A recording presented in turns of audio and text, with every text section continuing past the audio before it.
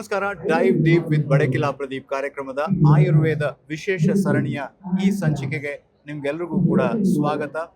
ಈ ಸಂಚಿಕೆಯಲ್ಲಿ ನಮ್ಮ ಜೊತೆ ಡಾಕ್ಟರ್ ಗೋಪಿ ಕೃಷ್ಣ ಮಡಿಕರ ಅವರಿದ್ದಾರೆ. ಅವರ ಜೊತೆ ನಾವು ಆಯುರ್ವೇದ ಚಿಕಿತ್ಸೆಯ ಸುತ್ತ ಇರುವಂತಹ ಕೆಲವೊಂದು ಪ್ರಶ್ನೆಗಳನ್ನ ಕೇಳಿ ಉತ್ತರ ಪಡೆಯೋದಕ್ಕೆ ಪ್ರಯತ್ನ ಪಡೋಣ. ಅವ್ರನ್ನ ಕಾರ್ಯಕ್ರಮಕ್ಕೆ ಸ್ವಾಗತ ಮಾಡೋಣ. ನಮಸ್ಕಾರ.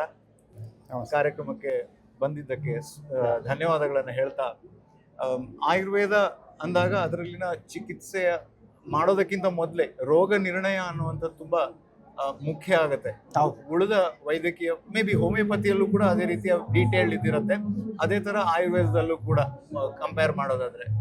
ಸೊ ಈ ವಿಶೇಷತೆ ಬಗ್ಗೆ ಸ್ವಲ್ಪ ಹೇಳಿ. ಪ್ರತಿಯೊಬ್ಬರಿಗೂ ಹೇಗೆ ಅಂದ್ರೆ, ನಮ್ಮ ಶಾಸ್ತ್ರದಲ್ಲಿ ಹೇಳಿರೋದು ಒಂದು ಬೇಸಿಕ್ ರೂಲು, ಶೀರ್ಯತ್ಯಾನೇನೆ ಶರೀರಂ ಅಂತ. ಅಂದ್ರೆ ಪ್ರತಿದಿನನೂ ಮನುಷ್ಯ ಏನಾಗ್ತಾನೆ, ಡಿಟೋರೇಟ್ ಆಗ್ತಾನೆ ಇರ್ತಾನೆ. ಅದನ್ನೇ ಶರೀರ ಅಂತ ಹೇಳೋದು. ಇದು ಯಾವುದಾದ್ರೂ ಅನುಕೂಲವಾದ ಪರಿಸ್ಥಿತಿ, ಕ್ಲೈಮೇಟ್ ಇಂದ ಇರ್ಬೋದು, ನಮ್ಮ ಆಹಾರದಿಂದ ಇರ್ಬೋದು, ಸ್ಟ್ರೆಸ್ ಇಂದ ಇರ್ಬೋದು, ಯಾವ ಕಾರಣದಿಂದ ಆದರೂ ಸ್ವಲ್ಪ ಪ್ರೆಸಿಪಿಟೇಟ್ ಆಗಿ ಯಾವ ಧಾತುಗಳಲ್ಲಿ ಇದು ಅಕ್ಯುಮುಲೇಟ್ ಆಗುತ್ತೆ ಅಲ್ಲಿದು ಒಂದು ವ್ಯಾಧಿ ಬರುತ್ತೆ ಅಂತ ನಮ್ಮಲ್ಲಿ ಒಂದು ಲೇಖನ ಇರೋದು. ಸೊ ಆ ವಿಶೇಷವಾಗಿ ನಮ್ಮಲ್ಲಿ ಏನಾಗುತ್ತೆ, ಪೇಷಂಟ್ ಒಂದು ಬರುವಾಗ ನಮ್ಮಲ್ಲಿ ಇದೆಲ್ಲ ಪ್ರಶ್ನೆಗಳನ್ನು ರೋಗವನ್ನು ಡಯಾಗ್ನೋಸ್ ಮಾಡೋಕ್ಕಿಂತ ಮುಂಚೆನೆ ಅಸೆಸ್ ಮಾಡುವಂಥದ್ದು. ಯಾಕಂದ್ರೆ ಅದ್ರ ಬಗ್ಗೆ ತಿಳ್ಕೊಳ್ಬೇಕಾಗುತ್ತೆ. ಪ್ರತಿಯೊಬ್ಬ ವ್ಯಕ್ತಿನೂ ವ್ಯತ್ಯಾಸ ಇರುತ್ತೆ, ಪ್ರತಿಯೊಬ್ಬರಿಗೂ ವ್ಯತ್ಯಾಸ. ಈಗ ನಮ್ಮಲ್ಲಿ ಈಗ ಜ್ವರ ಬಂತು, ಕೆಲವು ಸೈನ್ಸಸ್ ಅಲ್ಲಿ ಜ್ವರ ಇದೆಯಾ, ಇದೇ ಮೆಡಿಸನ್ XYZ ಏನೇ ಇರಲಿ ಫಿಕ್ಸ್. ನಮ್ಮಲ್ಲಿ ಹಾಗೆ ಆಗೋದಿಲ್ಲ. ಈಗ ನನಗೆ ಜ್ವರ ಬಂತು, ನಾನು ಮೃತ್ಯುಂಜಯ ರಸ ಕೊಡ್ತೀನಿ. ನಿಮಗೆ ಜ್ವರ ಬಂತು, ನಾನು ತ್ರಿಭುವನ ಕೀರ್ತಿ ಕೊಡ್ತೀನಿ. ಇವರಿಗೆ ಜ್ವರ ಬಂತು, ಅವ್ರಿಗೆ ಅಮೃತರಿಷ್ಟ ಕೊಡ್ತೀನಿ.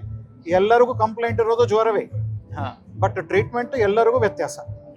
ಯಾಕೆಂದ್ರೆ ನಂದು ಪ್ರಕೃತಿ ಬೇರೆ, ನಿಮ್ಮ ಪ್ರಕೃತಿ ಬೇರೆ, ನೀವಿರೋ ದೇಶ ಬೇರೆ, ಇವರಿರೋ ಒಂದು ಸ್ಟ್ರೆಸ್ ಲೆವೆಲ್ಸ್ ಬೇರೆ. ಸೊ ಹಾಗೆ ಎಲ್ಲ ಕಾರಣಗಳನ್ನು ಅಸೆಸ್ ಮಾಡಿಕೊಂಡು ನಾವು ಟ್ರೀಟ್ಮೆಂಟ್ನ ಕೊಡಬೇಕಾಗುತ್ತೆ. A=B ಅಂತ ಮಾಡೋಕ್ಕೆ ಸಾಧ್ಯವೇ ಇಲ್ಲ. ಒಂದ್ ರೀತಿಲಿ ತುಂಬಾನೇ ಇಫೆಕ್ಟಿವ್ ಅದು ಅಂತ ಅನ್ಸುತ್ತೆ, ಯಾಕಂದ್ರೆ ಆಳವಾಗಿ ಅದನ್ನ ಮಾಡ್ಬೋದು ಅಂತ. ಆದ್ರೆ ಅದನ್ನ ಒಬ್ಬ ಕಲಿಬೇಕು ಅಂತಂದ್ರೆ, ಶಾಸ್ತ್ರೋಕ್ತವಾಗಿ ಕಲಿಬೇಕು ಅಂತ ಅದು ಕೂಡ ಕಷ್ಟ ಅಂತ ಅನ್ಸುತ್ತಾ? ಜೊತೆಗೆ ಜನರಿಗೂ ಕೂಡ ಕಾಂಪ್ಲಿಕೇಟೆಡ್ ಅಂತ ಅನ್ಸೋದಕ್ಕೆ ಸಾಧ್ಯ ಇದೆಯಾ? ತುಂಬ ಸಿಂಪಲ್ ವಿಧಾನದಲ್ಲಿ ನಮಗೆ ಮೆಡಿಕಲ್ ಕಾಲೇಜಸಲ್ಲಿ ಇದ್ರ ಬಗ್ಗೆನೇ ಎಲ್ಲ ಆಗೋದು. 5.5 ವರ್ಷ ಪ್ರಧಾನವಾಗಿ ಕಲಿಯೋದೇ ಇವೇಗಳನ್ನೇ. ಬೆಡ್ ಸೈಡ್ ನಮ್ಮಲ್ಲಿ ಏನು ಕ್ಲಿನಿಕಲ್ ಡಯಾಗ್ನೋಸಿಸ್ ಅಂತ ಏನು ಮಾಡ್ತೀವಿ, ಅಲ್ಲಿ ಅಸೆಸ್ಮೆಂಟ್ ಕ್ರೈಟೀರಿಯಾಸ್ ನಮ್ಗೆ ಇರೋದೇ ಹೇಗೆ ಪೇಷಂಟನ್ನು ಅಪ್ರೋಚ್ ಆಗಬೇಕು. ಎಸ್ಪೆಷಲಿ ಫಸ್ಟ್ ಸೆಕೆಂಡ್ ಇಯರ್ ಎಲ್ಲ ಇದೇ ಬೇಸಿಕ್ಸೇ ನಮ್ಗೆ ಇರೋದು. ಕಳೆದ ವರ್ಷಗಳಲ್ಲಿ ಮಾತ್ರ ಡಿಸೀಸ್ ಓರಿಯೆಂಟೆಡ್ ಎಲ್ಲ ಜಾಸ್ತಿ ಆಗ್ತಾ ಹೋಗುತ್ತೆ. ತುಂಬ ಕಷ್ಟ ಏನೂ ಅಲ್ಲ, ಬಟ್ ಏನಂದ್ರೆ it is more pinpointing, it is more appropriate. ಈಗ ನಿಧಾನ ಎಂಬುದೇನಿದೆ, ಪ್ರತಿ ವ್ಯಾಧಿಗೂ ಒಂದು ನಿಧಾನ ಅಂತ ಇರುತ್ತೆ. ಅಂದ್ರೆ ಯಾವ ಕಾರಣಕ್ಕೆ ಇವ್ರಿಗೆ ಈ ಕಾಯಿಲೆ ಬಂದಿದೆ ಅಂತ ಹೇಳಿ ಅದು ಪ್ರತಿ ಪರ್ಸನ್ಗೂ ವ್ಯತ್ಯಾಸ ಇರುತ್ತೆ. ಇದು ಬೇರೆ ಸೈನ್ಸಸ್ ಅಲ್ಲಿ ಈ ಪದ್ಧತಿಯೇ ಇಲ್ಲ. ಹಾಗಾಗಿ ಇಲ್ಲಿ ನಿಧಾನ ಆದ್ರೂ ಕೂಡ ಸ್ಪಷ್ಟವಾದಂತಹ ಒಂದು ಉಪಾಯ ಇದರಲ್ಲಿ ಸಿಗುತ್ತೆ, ಚಿಕಿತ್ಸಾ ಸುಲಭ. ಹೌದು. ಈಗ ನೋಡಿ, ಜ್ವರ ಬಂದಿದೆ ಒಂದು ಪೇಷಂಟ್ಗೆ, ನಾವು ಜ್ವರ ಕಡಿಮೆ ಮಾಡೋದು ನಮ್ಮ ಸಿದ್ಧಾಂತ ಅಲ್ಲ. ಯಾವ ಕಾರಣಕ್ಕೆ ಜ್ವರ ಬಂದಿದೆ ಆ ಮೂಲ ತತ್ವವನ್ನು ತೆಗಿಬೇಕು, ಅದು ನಮ್ಮ ಟ್ರೀಟ್ಮೆಂಟ್ ಪ್ರೋಟೋಕಾಲ್. ಆದ್ರೆ ಯಾಕೆ ಆಯುರ್ವೇದ ಅಷ್ಟೊಂದು ಜನ ಬಳಕೆ ಮಾಡ್ತಾ ಇಲ್ಲ? ಸಾಕಷ್ಟು ಇದೆ ಕಂಪ್ಯಾರಿಟಿವ್ಲಿ. ಇಲ್ಲ, ಸಾಕಷ್ಟು ಇದೆ. ಏನಂದ್ರೆ ನಾವು ಅದಕ್ಕೆ ಅನುಕೂಲವಾಗಿ ಒಂದು ಅಡ್ವರ್ಟೈಸ್ಮೆಂಟ್ ಆಗಲಿ ಅಥವಾ ನಮ್ಗೆ ಏನಾದರೂ ಅದ್ರ ಬಗ್ಗೆ ಒಂದು ವಿಷಯ ಗೊತ್ತಾಗ್ಲಿಕ್ಕೆ ಏನಿದೆ, ಅದು ಪರಿಸ್ಥಿತಿ ಕಡಿಮೆ ಇದೆ. ಈಗ ನೋಡಿ, ನಾನು ಕೆಲವು ಕಡೆ ಈ ಫೀಲ್ಡ್ ಸರ್ವೇಸ್ ಅಂತ ಹೋಗ್ತೀನಿ, ಎಷ್ಟೆಷ್ಟು 40, 50, 60 ಕಿಲೋಮೀಟರ್ ಕಾಡುಗಳ ಒಳಗೆ.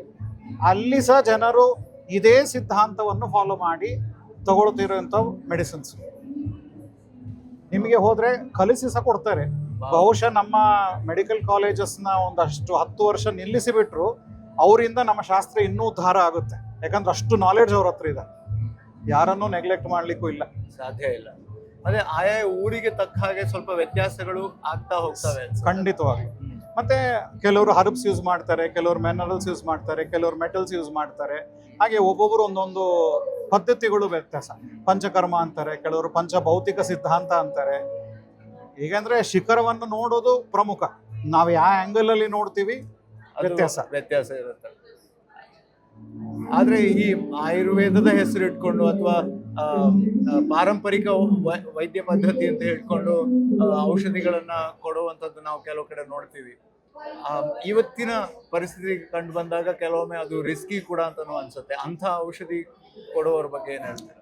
ಅನುಭವ ಇದ್ದು ಅಷ್ಟು ಪದ್ಧತಿ ರೂಪದಲ್ಲಿ ಹಿರಿಯರಿಂದ ಅವರು ಕಲ್ತಿದ್ರೆ ಬಹುಶಃ ಕೊಡ್ಬೋದು. ಬಟ್ ಅವರು ಕಲೀಲಿಲ್ಲ, ಒಂದು ಅಂದಾಜಿಗೆ ಕೊಟ್ಟರು ಅಂದರೆ ತಪ್ಪು. ಯಾಕಂದರೆ ಮನುಷ್ಯನ ಆರೋಗ್ಯದಲ್ಲಿ ನಾವು ಆಟ ಆಡಲಿಕ್ಕಿಲ್ಲ, ನಾವು ಪಿನ್ ಪಾಯಿಂಟಿಂಗ್ ಆಗಿ ಇರಬೇಕು. ಪಾರಂಪರಿಕ ವೈದ್ಯರು ಕೆಲವರು ಒಂದಷ್ಟು ಜನ ಇದ್ದಾರೆ, ಅವರು ಒಂದಷ್ಟು ಜನ ಪ್ರಾಕ್ಟೀಸು ಮಾಡ್ತಾ ಇದ್ದಾರೆ, ಸಕ್ಸಸ್ಫುಲ್ ಆಗೋ ಇದ್ದಾರೆ. ಬಟ್ ಈ ಕ್ವಾಕ್ಸ್ ಅಂತ ಏನೀಗ ಹೊಸ ಇದು ಬಂದ್ಬಿಟ್ಟಿದೆ, ಸೊ ಅಂಥದ್ದು ಸ್ವಲ್ಪ ಎಂಕರೇಜ್ ಮಾಡಬಾರ್ದು. ಆದಷ್ಟು ಎಜುಕೇಟೆಡ್ ಇದ್ರೆ ಒಳ್ಳೇದು. ಇನ್ನೊಂದು ಡೇಂಜರ್ ಏನು ನಾವು ಗಮನಿಸ್ತಾ ಇರೋದು ಮತ್ತೆ ಆವಾಗ ನೋಡ್ತಾ ಇರೋದು ಏನು ಅಂತಂದ್ರೆ, ಆಯುರ್ವೇದ ವೈದ್ಯರು ಕೆಲವೊಮ್ಮೆ ಅಲೋಪತಿಯದ್ದು ಅಥವಾ ಇನ್ನೊಂದು ಯಾವುದೋ ಔಷಧಿಗಳನ್ನು ಕೂಡ ತುಂಬಾ ಸಹಜವಾಗಿ ನಾವು ಅದನ್ನ ಎಲ್ಲ ಕಡೆ ಗಮನಿಸ್ತಾ ಇರ್ತೀವಿ. ಅದ್ರ ಬಗ್ಗೆ ಹೇಳೋದಾದ್ರೆ ನೋಡಿ, ಲೆಕ್ಕ ಪ್ರಕಾರ ಆದರೆ ಕೊಡಬಾರ್ದು. ಈಗ ನಾನು 22 ವರ್ಷ ಕ್ಲಿನಿಕಲ್ ಪ್ರಾಕ್ಟೀಸಲ್ಲಿ ಒಂದೇ ಒಂದು ಆ ಮೆಡಿಸನ್ ನಾನು ಬರೀಲಿಲ್ಲ, ಯಾರಿಗೂ ಮೆಡಿಸಿನ್ಸ್ನ ನಾವು ಕೊಡಲೇ ಇಲ್ಲ. ಪ್ರಾಕ್ಟೀಸ್ ಅದು ಏನು ಅಲೋಪತಿ ಕೊಡದೇ ಇದ್ದವರು ಸಾಕಷ್ಟು ಜನ ಇದ್ದಾರೆ, ಕೊಟ್ಟವರು ಇದ್ದಾರೆ. ಅದು ತಪ್ಪು. ಅದಕ್ಕೆ ಪರಿಹಾರ ಅವರೇ ತಿಳ್ಕೊಳ್ಳೋದು ಮಾಡದೇ ಇರಬೇಕು ಅದನ್ನ. ಯಾಕಂದರೆ ಸೈನ್ಸಲ್ಲಿ ನಮ್ಮ ಸಿಲೆಬಸ್ಸಲ್ಲಿ ಎಲ್ಲ ಮಾಡರ್ನ್ ಸಬ್ಜೆಕ್ಟ್ಸ್ ಇನ್ಕ್ಲೂಡೆಡ್ ಇದೆ, ಫಾರ್ಮಕಾಲಜಿ ಒಂದಿಲ್ಲ. ಅಂದರೆ ಯಾವುದು ಮೆಡಿಸನ್ ಯಾವ ರೋಗಕ್ಕೆ ಅವ್ರು ಕೊಡ್ತಾರೆ. ಉದಾಹರಣೆಗೆ ಪ್ಯಾರಾಸಿಟಮಾಲ್ ಅಂತ ಒಂದು ಔಷಧಿ, ಅದು ಶರೀರದಲ್ಲಿ ಹೋಗಿ ಎಲ್ಲಿ ಆಕ್ಟ್ ಆಗುತ್ತೆ, ಯಾವ ಕಂಡೀಷನಿಗೆ ಕೊಡ್ತೀರಿ, ಥಿಯರಿ ಕಲಿಸಿರ್ತಾರೆ. ಬಟ್ ನಾವು ಪೇಷಂಟಿಗೆ ಕೊಟ್ಟ ಅಭ್ಯಾಸ ಇಲ್ಲ, ಕೊಡೋ ಹಾಗಿಲ್ಲ. ಇಲ್ಲ.